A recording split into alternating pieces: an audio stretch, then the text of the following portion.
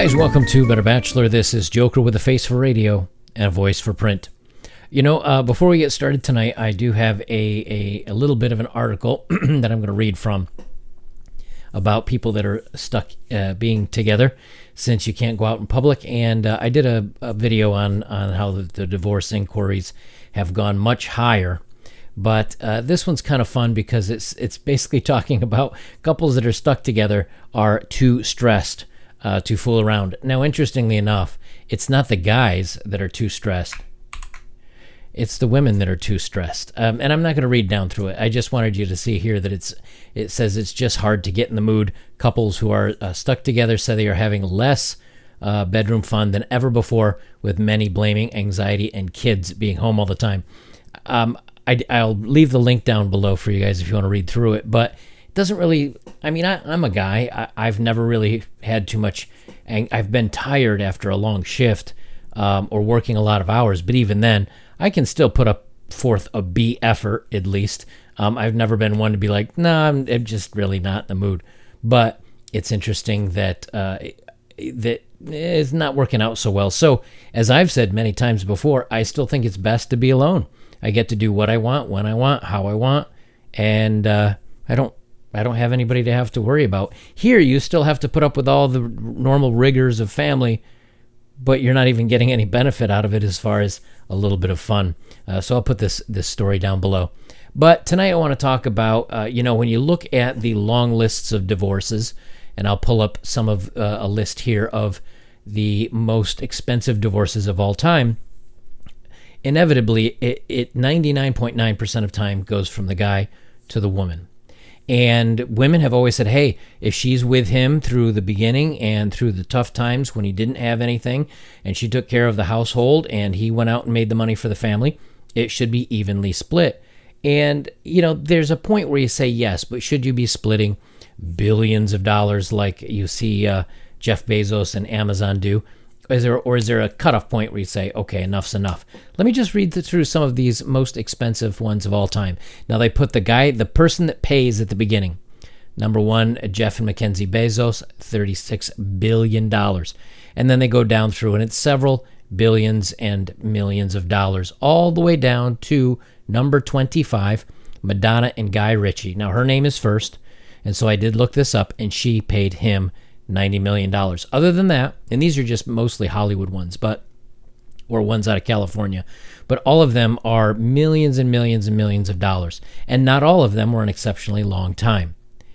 And what started me on this path was seeing this tweet by a guy named Engineer Tolutezi, and it says, so it's cool for Jeff Bezos to give his ex $30 billion and all other men, but for Adele to give $140 million, it's an atrocity and not cool.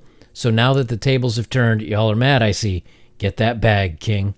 And so I said, I didn't, Adele, I guess she's getting divorced. So I came across this news story. Adele's $180 million divorce. Here's what's at stake in the singer's split, from Simon Konecki. Now, reading through here, it's been sealed. It's a sealed court case. So they don't know how much is getting paid out, but she is going to be ultimately paying him something. And numerous outlets said that they may be splitting $140 million of her dollars. Some others say that she may be paying him $140 million. It's hard to say. Doesn't matter. The whole point is that she's going to be paying him off. And what's interesting about this is she's the one that initiated the divorce, and I think that's key. She's the one pulling pulling the separation and going their own ways. So, but now she has to pay because in California, it's a 50-50 split state. And here's the article I want to read. Just like everything, I always say, look, if you want to be equal and if you want equality across the board, when you get it, you cannot complain. And so here's our main story. Adele rumored divorce settlement is not equality at work. And this writer, Catherine Singh, says, this isn't what women meant when they demanded equality. Shocking. So you only want it to go your way when you want equality, but when it doesn't, it's not fair.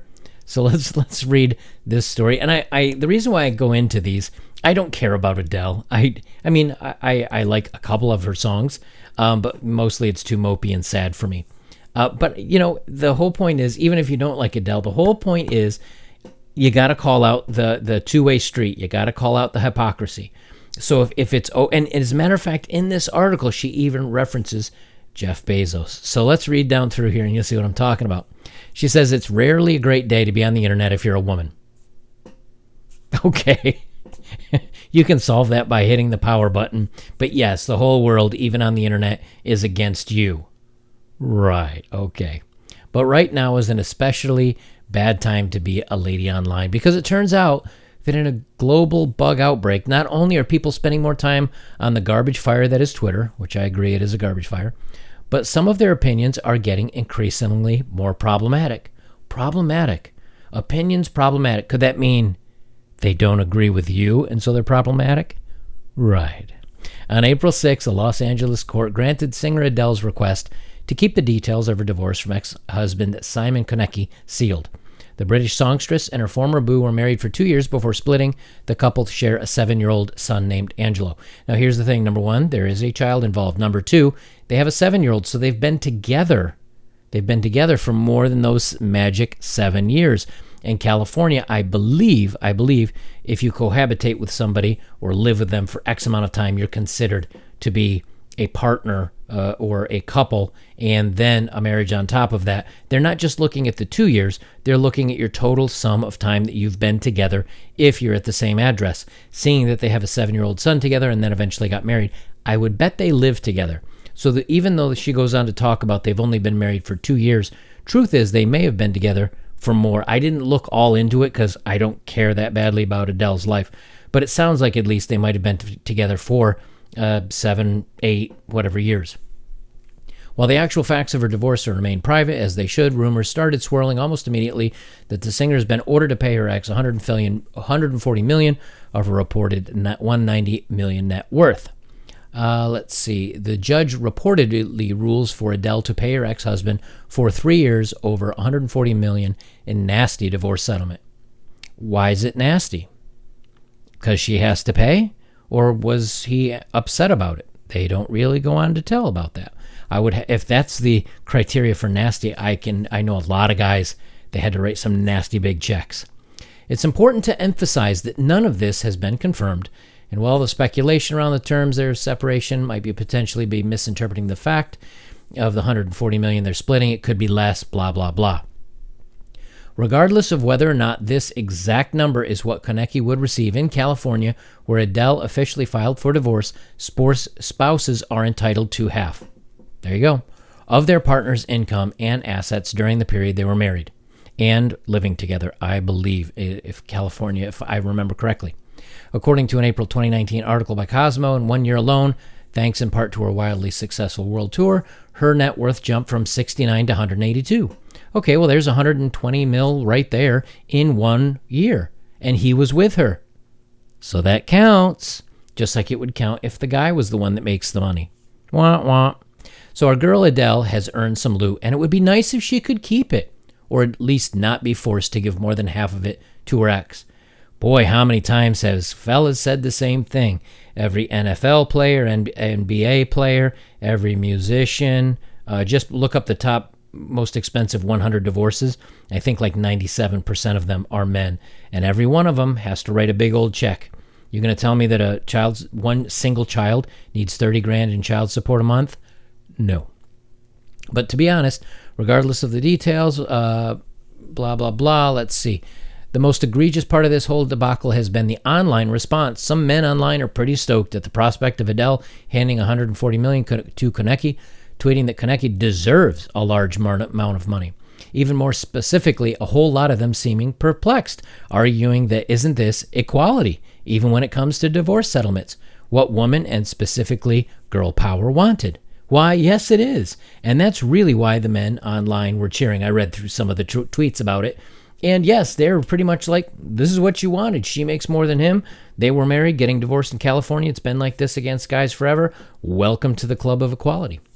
Here's a tweet by a guy named Local Champion. It says, when men suffer this, everybody will keep quiet.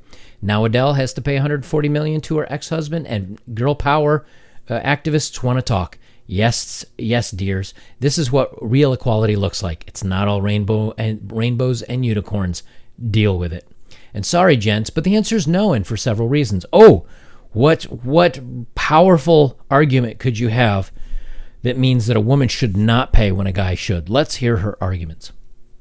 Firstly, a lot of people online are making comparisons between Adele's situation and that of Amazon Jeff Bezos, whose 2019 divorce from wife Mackenzie Bezos made tabloid headlines. And to finalize their divorce, the former blah, blah, blah, 19 million shares, so on and so forth. I won't go get into it. But the whole thing is they were married for 20 some odd years, and he had to give her $38 billion, and he got to keep $114 billion. And she goes on to say, well, that's a drop in the bucket, where this is almost half of Adele's worth. Okay, where's your argument about Adele's case? They weren't married nearly as long. There's really no argument here. So a Stan says on Twitter, MFing girl powers are angry because Adele will pay her ex $140, but they didn't make a sound when Jeff Bezos paid his ex $30 billion, and Tiger Woods saga too, they were mute. And that's what I'm talking about. All these NFL players, all these popular football players that marry kind of or date or have a kid with a quote-unquote nobody. And I don't mean that they're a nobody as in they're not a person. I just mean that they're not someone of high value. These football players or basketball or superstars have to pay out of the nose for their divorces. So why shouldn't it be the other way around? And then she goes on to say, well, if we're going to talk equality, then they bring in the pay gap. She has no argument. Not to mention a lot of these responses just to be for the sake of getting back at women. No, this isn't about getting back at women. This is you fought for equal rights, equal responsibilities, equal under the law. You got it. That's not getting back. That's being even now. Now, yes, we're cheering it because we're not the ones that asked for everything to be equal. You were.